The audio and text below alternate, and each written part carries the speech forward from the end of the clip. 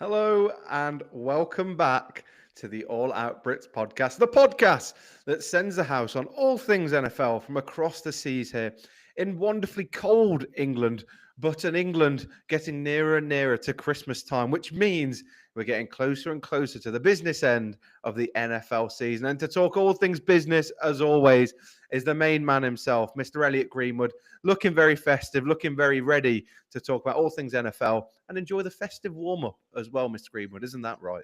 Absolutely, mate. It's not going to be Santa that's delivering the presents. It's going to be us two delivering the gifts, Of course. and hopefully many wide receivers and quarterbacks delivering the gifts of 6 points to their respective teams as we head towards playoff football. The best time of year it is, my good friend. We're talking winter football, snow games. Playoff games mean heartbreaks and heartaches. We love to see it. We will be seeing it soon. Let's rock and roll, buddy. And we'll kick off straight away with one man who looks like he's destined to deliver promise to a wonderful place in Pittsburgh. That man is... His name's Mr. Unlimited. Yeah, you got to be unlimited. Mr. Russell Wilson, the man who was doubted, the man who was flogged away from the Denver Broncos and left as a whipping horse in hopes that he'd have a good job. And I tell you what, after the start the Steelers had, somehow Russell Wilson has managed to navigate this team to top of their division, now with a clash against the Baltimore Ravens away from probably clinching their place and their title as divisional winners. What can we say about Mike Tomlin looking like another winning record and Russell Wilson coming away with a big, big win this season? I think it's been sensational. I think we have to look back at that start of the season. The fact that they were 4-2. Okay, the fact that Justin Fields got them there, and he's coming on downs, important downs when they're needing first downs, and he's come in and delivered himself. Okay, they've got a pair of good quarterbacks, but Mr. Unlimited Russell Wilson himself has just delivered. Okay, he has been sensational. That link-up play with Josh Pickens on the edge as his ex-receiver, and then also having Najee Harris getting him the ball in the running game. Everything has just been clicking and turning over in Steel City. And it's good to see. And to dethrone Lamar Jackson and the Baltimore Ravens. And that Baltimore Ravens defense, which this season hasn't looked as formidable as it previously has done. An MVP caliber Lamar Jackson, some people are saying as well. To dethrone that in the way that they have done and have the opportunity to clinch the division, obviously clinching a playoff berth in the process of that as well. What a season it's been for Russell Wilson. I don't think anyone saw this coming out of Denver. The season he had last season to the season that he's had now. We mentioned some awards last season, mate, but comeback player of the year? Question mark? Could be a pretty big shout. We've seen some massive, massive comebacks this year, especially in Minnesota with Sam Darnold. But I 100% do think the further and further this Steelers team go, the better their divisional record. It's hard to argue that Mr. Unlimited isn't worthy of a shot of comeback player of the year. But I think the most impressive thing about him, for me, is the main thing is how he's managed to get players involved. I mean, George Pickens with Kenny Pickett at the helm and Mason Rudolph last year could not get anywhere near the ball. And everyone thought he was washed and wasted. Same with Najee Harris, couldn't really provide much. And now that Steelers offense is just absolutely firing. And it keeps on firing, regardless of who's throwing the ball. We saw Justin Fields, again, like you said, with his legs, has been a very big part of the system. But if you put the ball in Russ's hands, so much so this season, it's had a really, really big impact. And I think that most likely is what we're going to see this weekend, to say the very, very least. For yourself, Mr. Greenwood, who is going to come away with the big result, the Ravens or the Steelers? I just think in this one, it's going to come down to the quarterbacks. I really, really do. And for me, Lamar Jackson, I know people have been calling MVP. I've not seen it this season. No. For me, I don't think that when he has an elite pass rusher coming after him, he's been able to deliver. I think he's been quite lackluster in these big games, in these primetime games. Primetime football ain't for him, in my opinion. We saw it last season in the playoffs. He wasn't able to get past Lamar Jackson with that team that he had then. He definitely isn't able to get anywhere close this season heading into playoff football. So for me, Russell Wilson keeps on cooking. The Steel City keeps molding the foundations, and I can see them doing a deep playoff rush and meeting the Kansas City Chiefs in the AFC West, in the AFC Championship game.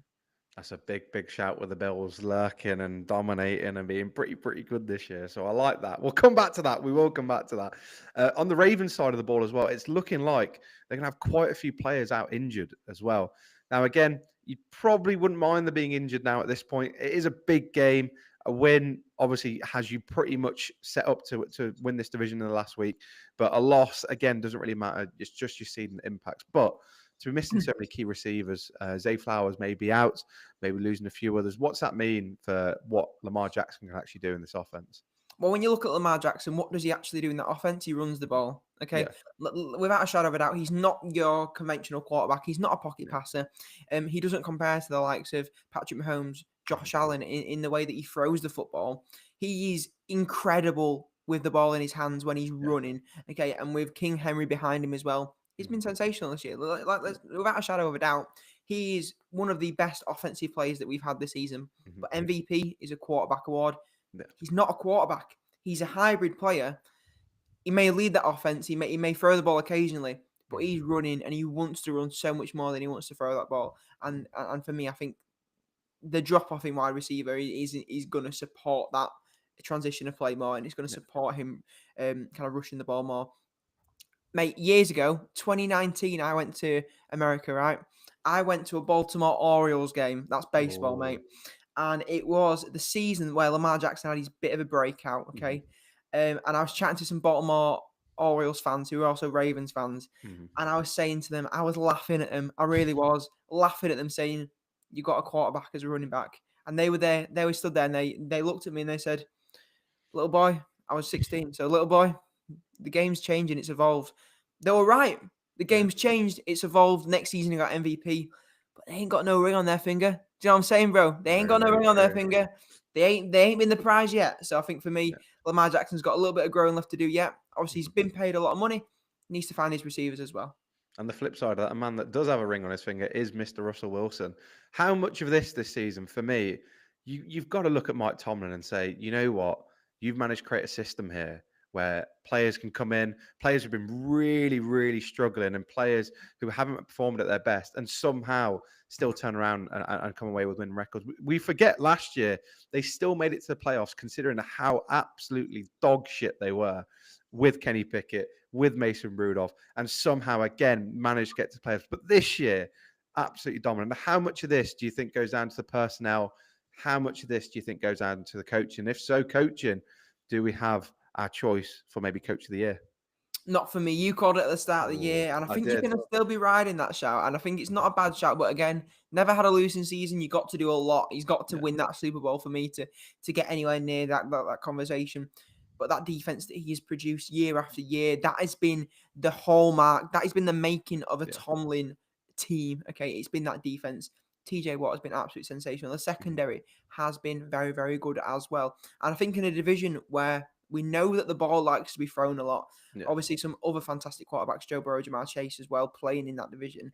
You know that you have to come up against some elite talent a good few times a year. So you've got to make a good defense. And Tomlin's got it right. That's one thing I will say. In the last few years, when he hasn't had a quarterback, he's gone, do you know what? Let's look ahead to the future. Can we build this defense? And can we get a quarterback in the future ready and have a defense ready to make that championship push? And there's a chance. There is a chance for them. Good a chance of any that they can go all the way. And two other teams that we're hoping to make a championship push. But on the other side of the divisions in the NFC is the Philadelphia Eagles and the Washington Commanders. Divisional clash, which again could have heavy, heavy impacts on the division, say the very least.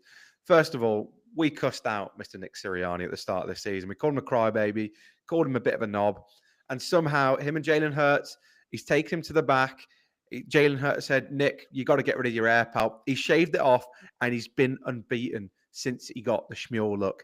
How impressive has the Eagles been, and how impressive has the relationship again been between Mr. Hurts and Mr. Sirianni when we know they've had a few issues in the past? I don't think they've been that impressive. This is the thing. This is what actually really annoys me. They've got an unbelievable team. They should be this good. True. They have got unbelievable pieces on that defensive front. Okay, their offensive line is probably top 2 in the league, just probably behind Detroit Lions for me. They've got the best running back in the league. They've got one of arguably the best wide receiver duo in the league. And they've got a top 10 quarterback who's very competent, who's gone the distance before, who knows how to lead a team, who's very mobile, bit of a pocket passer as well, who loves to get up his center's asshole. you're going to be a good football team. And I True. think for me, it's the way that I look at it is that they should be this good. They should be winning the division year after year, but they're not. So I think something has changed. Obviously at the start of the season, look at the back end of last season, how poor they Yeah. were. Obviously losing the division when they were unbeaten at one point after 10 football games. But what do you think, mate? Because I think for me that they should be this good, but Yeah. I don't see them beating anyone that's. I think there's a No. lot of teams that are better than them, is what I'm trying to say. 100%. I think it's very weird with the Eagles because you'd argue, position for position, personnel wise, they're ridiculously stacked, more so than many other teams. When you look at that receiving core, like you said, the running back core, the personnel, O line, offensive front, it's ridiculous. It really, really is.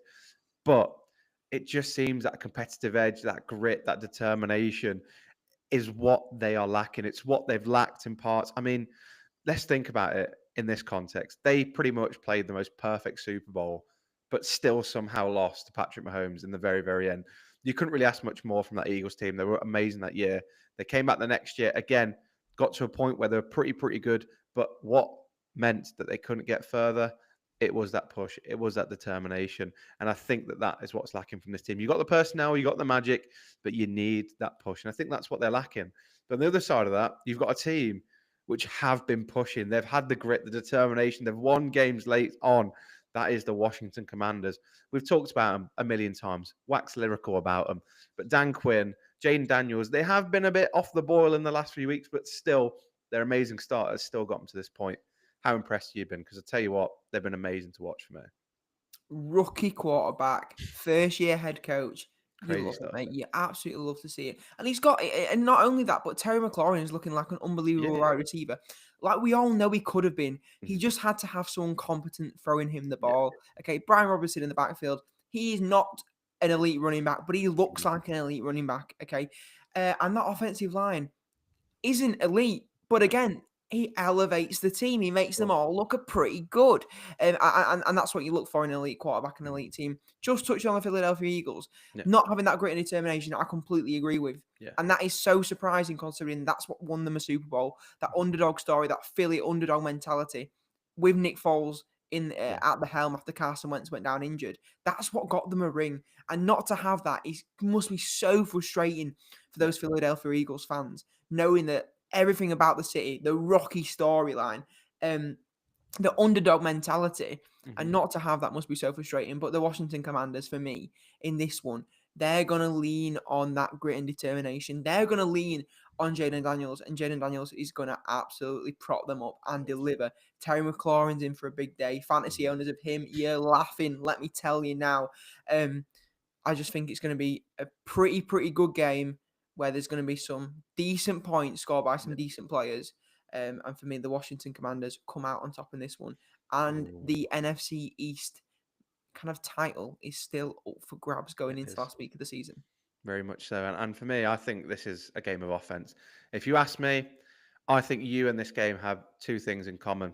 That is, 4-minute offense is going to be the key. You have to hit it hard, you have to do it fast, and you have to make sure you get to the point that you need to as quick as you can. Because at the end of the day, this game's going to be high flying. It's going to be back and forth, back and forth. There's going to be desperate needs on both sides, but one team's need is going to be greater than the other. And you don't want to run out of time before that need is fulfilled.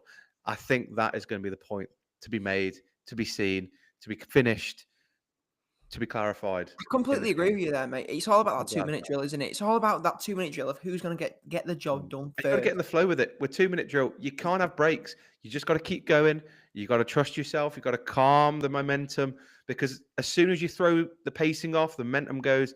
That's it.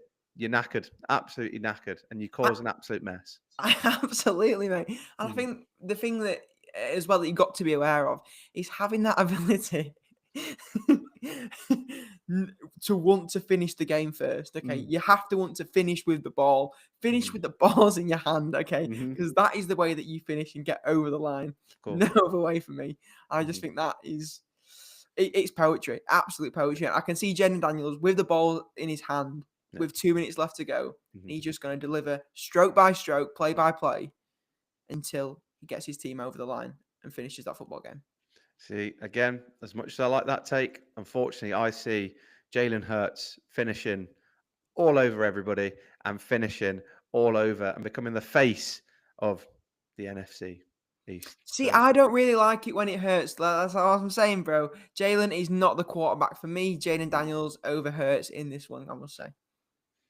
well, sometimes you've got Poetry to in motion. spit on it and move on.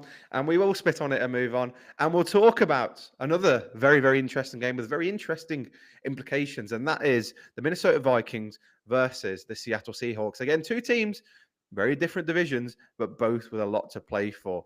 The Vikings, after the Lions lost last week, now have the same record as the Detroit Lions. Who did Detroit Lions come up against? There were some very difficult games ahead. First, I'm not too sure, but they've got the Niners as well, and that's what that matters too. But the Seahawks in the NFC West, they're fighting against the Rams. They need to keep on winning because the Rams team, they're on fire. They're unbeaten in weeks. Who do you think comes out on top? Is it Mr. Sam Darnold or is it Mr. Geno Smith? Well, you do know who the Detroit Lions played, mate. Let's just recap on that. You do know it was 42-49 against the Buffalo Bills. It was a score-mageddon, all right? Is that what they call it?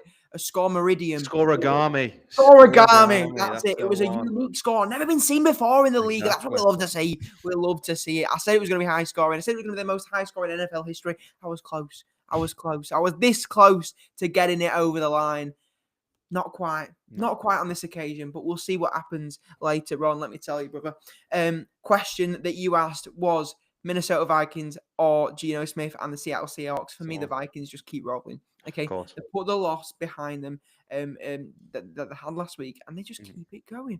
Okay, because I can see them doing that. I can see them leaning more on Aaron Jones. He's been in and out a little bit at that running back position, but when he is sensational, when he does run the ball confidently, he's unmatched. He's so good. But I think that the thing about Sam Darnold and the thing about that offense sometimes is that they want to try and force the ball a little bit instead of leaning on him. They like to rotate the running backs as well, which is very, very frustrating for the fantasy owner of Aaron Jones. Give him the ball, give him 20 carries a game, and you will win football games. Simple as that for me. And I think as good as the Seahawks team have been, they are nowhere near that of this Vikings team. That Vikings defense is going to absolutely eat up Geno Smith. Yeah. And for me, that NFC West is tasty. It is livening up a little bit, but there's two teams that are involved in that push. And for me, it isn't one of them. One of those teams is not the Seattle Seahawks. It's the Rams. And unfortunately for you, brother, it's the Arizona Cardinals as well. It's 49ers and the Seahawks. Nowhere to be seen. Seahawks take the L in this one. The Vikings move on. And I think you mentioned it there. I mean, the Vikings, for me, they have got a systemic problem in this Kevin O'Connell system. Again, there seems to be this thing where we've seen the last few years with the Vikings, they are probably one of the most dynamic teams when it comes to offense. Wow. Some of the games we've seen the Vikings play, ridiculous. The receiving corps, ridiculous. But when the quarterback has a shaky day, everything falls apart. Really, really does. And they end up losing games. This Vikings team should not be 12-2.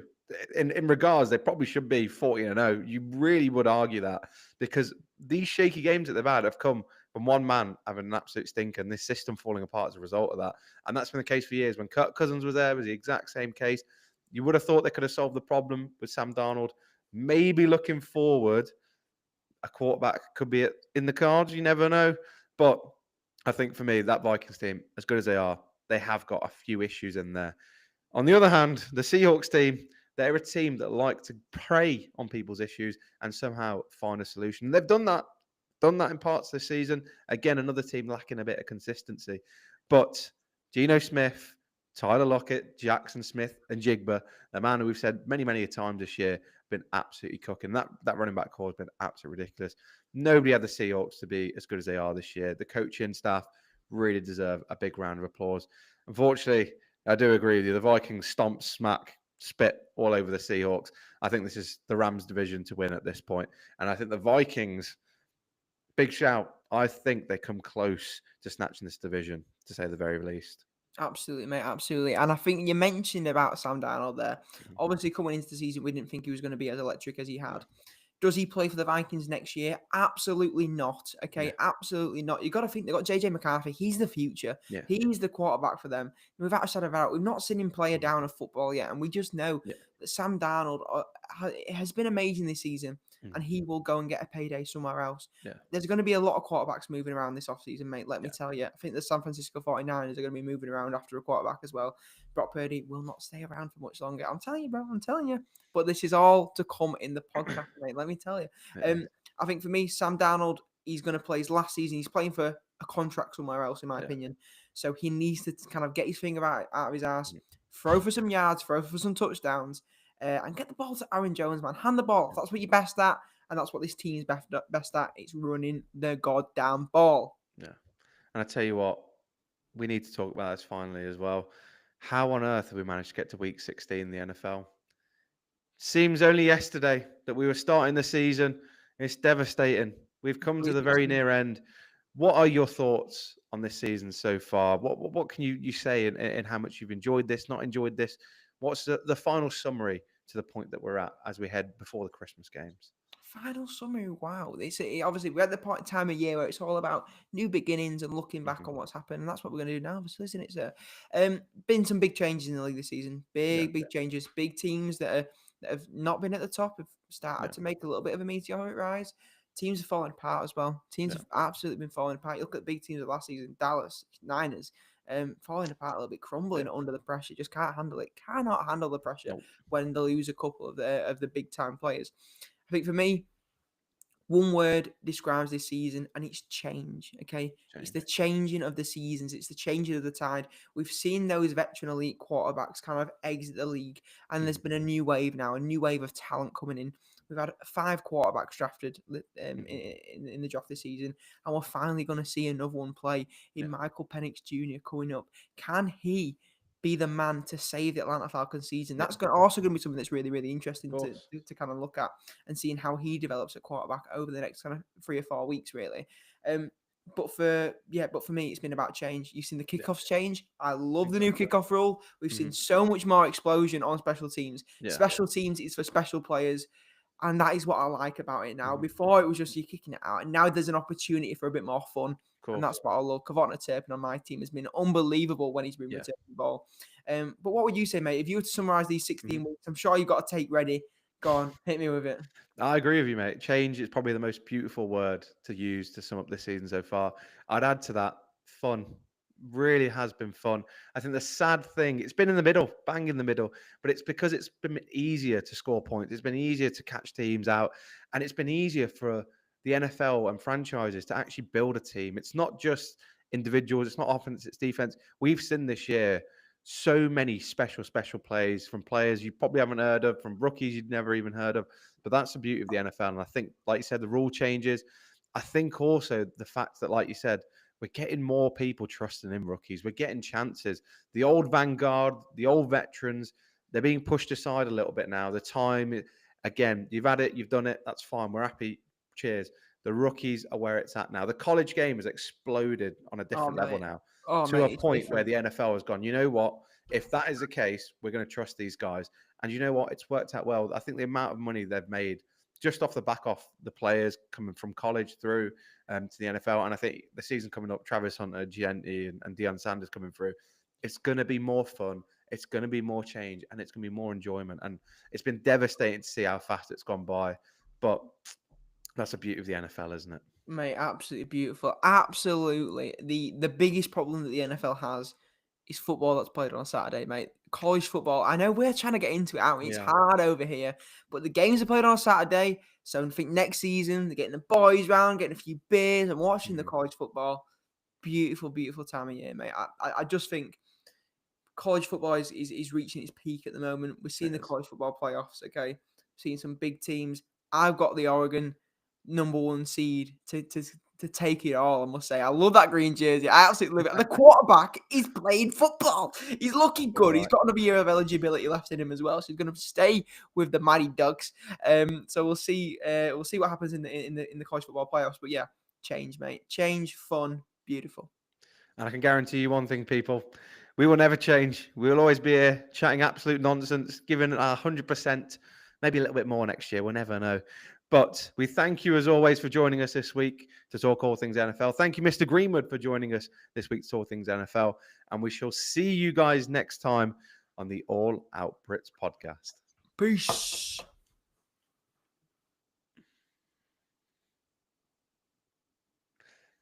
Lovely.